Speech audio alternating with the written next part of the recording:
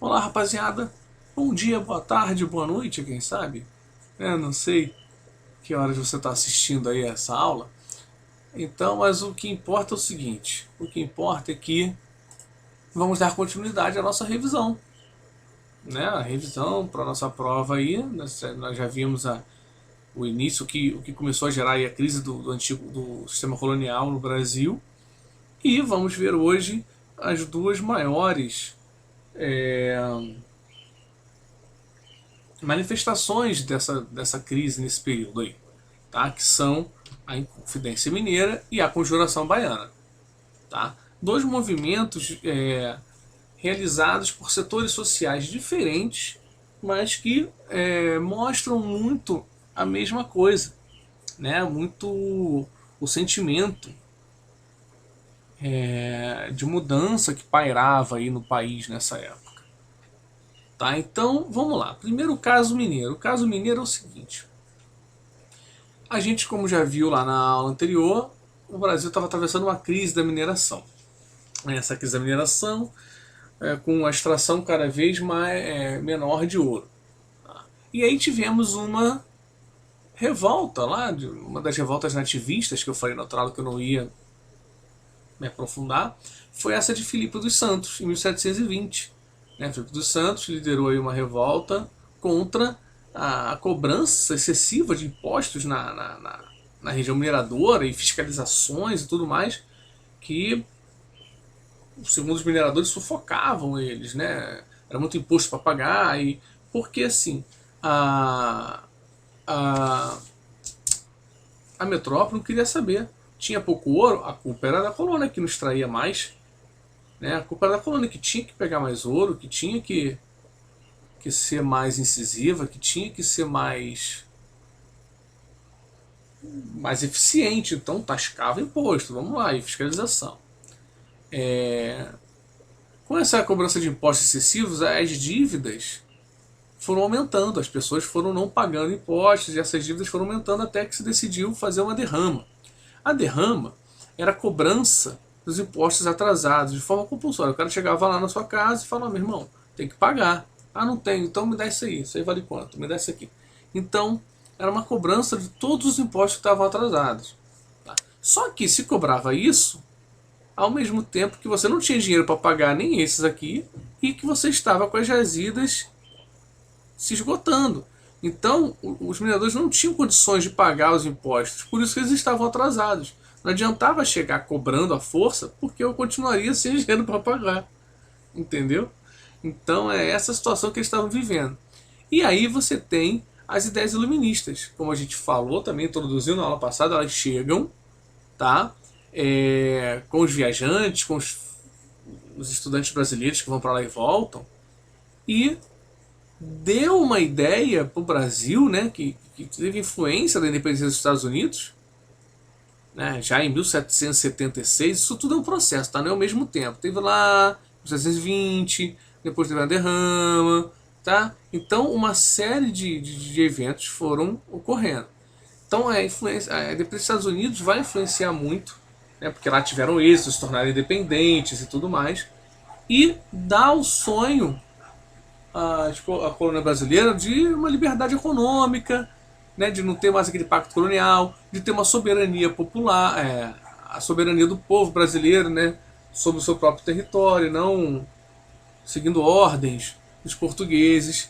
Então isso aqui vai se desenhando e vai se encaminhando para a Revolução propriamente dita, que vai ter como principais atores, né, as classes médias urbanas e a elite mineira. Você vê que as classes mais populares não aparecem aí como atuantes, né, como protagonistas desse processo.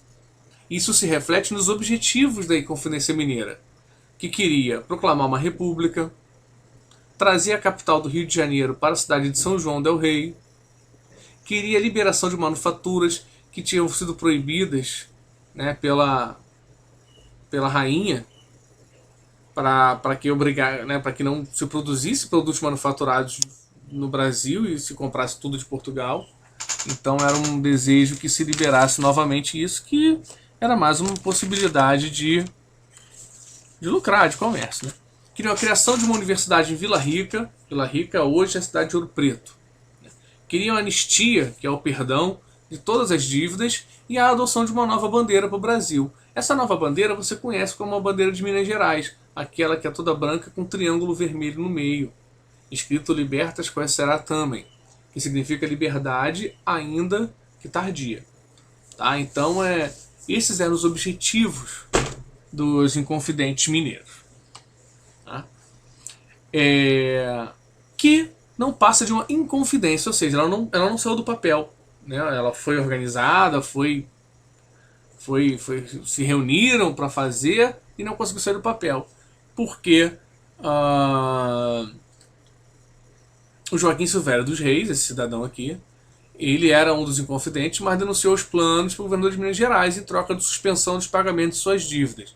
Então ele vai lá, denuncia, fala, ó, a galera tá arrumando a treta aí, hein? Aí o governo é mesmo? ó.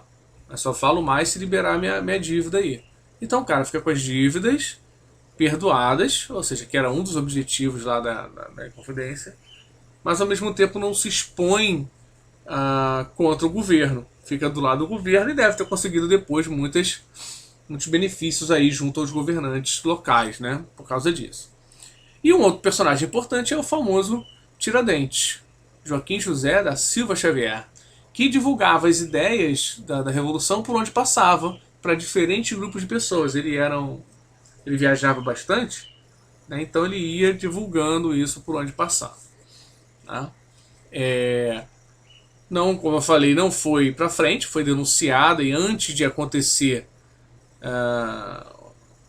os Inconfidentes foram sufocados e os Inconfidentes que tinham mais posses, que eram considerados da elite de Minas, foram condenados a exílio perpétuo, ou seja, foram mandados para a África sem nunca mais poder voltar. E o Tiradentes, que era o pobre do grupo, foi pego para exemplo. Então foi forcado, esquartejado, né, tendo as partes cortadas de seu corpo expostas em vários lugares, para servir de alerta e de exemplo para todos aqueles que tentassem alguma coisa contra o governo, né? Como assim, ó, tá vendo? Se tentar alguma coisa, teu futuro é esse. Tá? E não deu certo. Bom, já na Bahia, a gente tem a sociedade muito composta por descendentes de africanos, muitos escravizados e poucos libertos. Ou seja, muitos descendentes de africanos que viviam na Bahia eram escravizados, já foram escravizados, né? Seus pais foram escravizados, eles continuaram, e só alguns poucos eram libertos. Já na economia, como eu falei, o Nordeste estava em decadência por conta do açúcar em baixa, né? Havia também altos impostos, porque o papel da colônia para a metrópole era esse, era dar dinheiro para a metrópole. Não importava se era muito imposto, se era produzindo, tinha que dar dinheiro. Tá? E os alimentos estavam muito caros também. Havia um alto custo de vida, principalmente um custo nos alimentos. Certo? Então você já vai vendo, muitos escravos, muitos escravizados, um alto custo de vida e também, como no caso de Minas, a influência iluminista, tá? Que influenciou aí, as ideias iluministas influenciaram em várias partes do mundo e não foi diferente aqui. E rolavam muitos panfletos revolucionários também, esses panfletos que você pega na rua, o pessoal que distribui, você pega e joga fora. Então, só que esses panfletos eram revolucionários, com ideias revolucionárias e tal, divulgando as ideias para as pessoas, tá? E, diferentemente da Inconfidência Mineira, aqui a gente vê as camadas mais pobres como protagonistas desse movimento, como participantes, atuantes, atores desse movimento, né? Isso incluía descendentes de africanos, libertos e pequenos trabalhadores urbanos. Então a gente tinha escravos também participando. Tá? E qual o objetivo? Bom, como em Minas também tinha o objetivo de proclamar uma república. Ou seja, uma separação do país em relação a Portugal.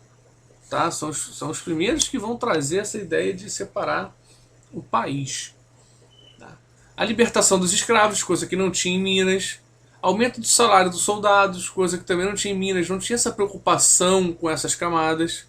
Tá? E a liberdade de comércio. Fim do pacto colonial, para eles poderem ser livres para comprarem mais barato de outros países, né, mais em conta, e para também negociarem melhores preços com outros países e venderem mais também. Tá? As elites não aceitaram as reivindicações, claro, porque a elite era dona de escravos, a elite não queria ter esse custo e não queria ter essa ai meu Deus, essa situação desfavorável para eles. E muito menos que negros questionassem a organização social. Que isso? São escravos, estão questionando o que aí? O que eles querem agora? Participar? Ter direito? Ser gente? Era esse tipo de pensamento que passava na cabeça das pessoas. Né? Provavelmente falando assim como eu falei. Que história é essa? Esses negros aí, esses escravos? Porque para eles o escravo não, né? Era uma coisa, era uma propriedade, não era uma pessoa que importava muito os desejos, sonhos, enfim, e objetivos de vida que essa pessoa tivesse. Ele era um escravo, estava ali para trabalhar, era meu, era uma coisa, era uma máquina que eu tinha ali. Então, como assim agora esse pessoal tá, né, se metendo aí nas coisas que dizem respeito a mim, né, esse tipo de pensamento que passava lá. Assim como a Inconfidência Mineira também não saiu do papel. Também foi traída, tá? Foi denunciada para as autoridades e eles foram presos e 11 deles foram enforcados e esquartejados em praça pública, assim como Tiradentes também serviram de coisa. Agora repare que lá em Minas a maioria foi exilada, só o Tiradentes, que era o mais pobre, que serviu de exemplo. Aqui, como os grandes protagonistas eram pobres e escravizados, a violência foi muito maior. Tá? Você teve muito mais gente esquartejada, enforcada, esquartejada, morta, tal, do que em Minas, por conta da classe social a que pertenciam. Certo? Então é isso, mais uma aula aí, certo? De revisão. E a próxima aula eu vou pegar 3 exercícios, um de crise do sistema colonial, um de Confidência Mineira e um de Confidência Baiana, pra gente dar uma exercitadazinha e você me acompanha aqui. Tá ok? Então é isso aí, um grande abraço e vamos que vamos. Tchau, tchau.